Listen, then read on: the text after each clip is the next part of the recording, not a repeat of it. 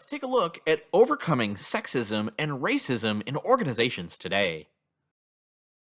Here, we discuss reasons for sexism and racism and how to overcome them so everyone has equal opportunity in inclusive organizations.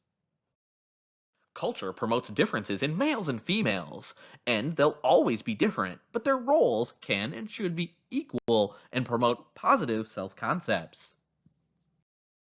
Sexist words such as mailman and salesman should be replaced with non sexist terms such as letter carrier and salesperson.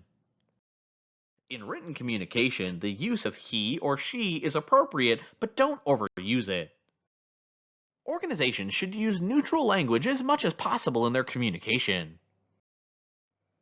If anyone uses language that offends you or others, assertively state your feelings about the words used. Many times, people don't use sexist and racist language intentionally and will not use it if they're requested to. If it continues, however, report the harassment as harassment in the form of EEOC discrimination.